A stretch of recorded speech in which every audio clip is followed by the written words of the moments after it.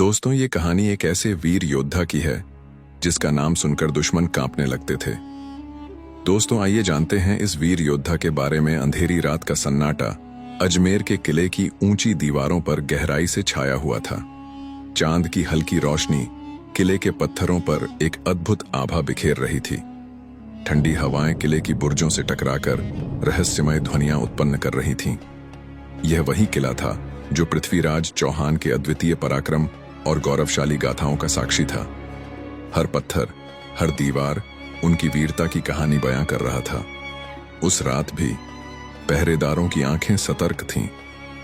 वे किले के चारों ओर मशाल लिए चौकसी कर रहे थे। किले में पिछले कुछ दिनों से अजीब घटनाएं घट रही थीं। रात के अंधेरे में कभी कदमों की आहट सुनाई देती तो कभी छाया जैसी आकृतियां दिखाई देती, लेकिन जब पहरेदार उस दिशा में जाते वहां कुछ भी नहीं मिलता। इन रहस्यमयी घटनाओं ने किले में बेचैनी और तनाव फैला दिया था। उस रात पहरेदार को फिर से दूर किसी के कदमों की आहट सुनाई दी। उसकी सांसें तेज हो गईं।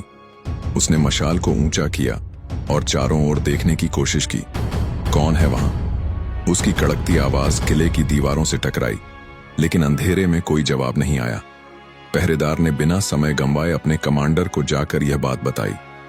कमांडर ने गंभीरता से कहा, यह कोई साधारण घटना नहीं है। दुश्मन हमारी गतिविधियों पर नजर रखने की कोशिश कर रहा है। हमें यह खबर महाराज तक पहुंचानी होगी। दूसरी ओर पृथ्वीराज चौहान अपने दरबार में अपने मंत्रियों और सेनापतियों के साथ युद्ध की रणनीतियों पर चर्चा कर रहे थे। मोहम्मद गौरी ने अजमेर पर फिर से आक्रमण करने की योजना बनाई थी। पृथ्वीराज इसे केवल युद्ध नहीं मानते थे, यह उनके लिए सम्मान और स्वतंत्रता की रक्षा का संघर्ष था। उनका चेहरा गंभीर और आंखें आत्मविश्वास से भरी थीं। हम दुश्मन को हर हाल में हराएंगे। यह लड़ाई केवल भूमि के लिए नहीं, बल्कि हमारे गौरव और हमारी आने वाली पीढ़ियों के लिए है, पृथ्वीराज ने अपने मंत्रियों से कहा। उनकी आवाज में दृढ़ता और जोश साफ झलक रहा था। तभी दरबार के द्वार पर एक गुप्तचर घबराते हुए दाखिल हुआ। उसके चेहरे पर डर और माथे पर पसीना था। उसने झुककर कहा, महाराज, किले के पास अजीब गतिविधि देखी गई है। लगता है कि कोई गद्दार हमारी योजनाओं को दुश्मन तक पहुंचाने की कोशिश कर रहा है। पृथ्वीराज चौहान की आंखें गहरी हो गईं। उनके चेहरे पर गुस्सा और बुद्धिमत्ता का अनोखा मिश्रण था। उन्होंने अपनी तलवार के मूठ पर हाथ रखते हुए कहा, इस गद्दार को ढूंढ निकालना होगा। यह लड़ाई केवल तलवारों की नहीं, बल्कि सूझबूझ और वफादारी की भी है। हर पहरेदार को सतर्क करो। कोई भी संदेहास्पद व्यक्ति बचना नहीं चाहिए। किले में गुप्त रूप से खोज शुरू हुई। हर कोने की तलाशी ली जा रही थी। किले के बाहर भी पहरा खड़ा कर दिया गया, लेकिन दुश्मन का कोई सुराग नहीं मिल रहा था।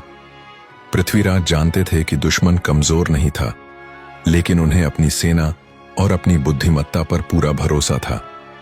यह रात केवल एक रहस्य की शुरुआत थी, जो आगे चलकर पृथ्वीराज चौहान की वीरता और रणनीति की एक अद्भुत गाथा बनने वाली थी। दोस्तों, अगर आपको इस कहानी का पार्ट 2 देखना है तो हमें कमेंट में बताएं। ऐसी ही और वीडियो देखने के लिए हमारे चैनल को सब्सक्राइब करें और बेल आइकन दबाना ना भूलें।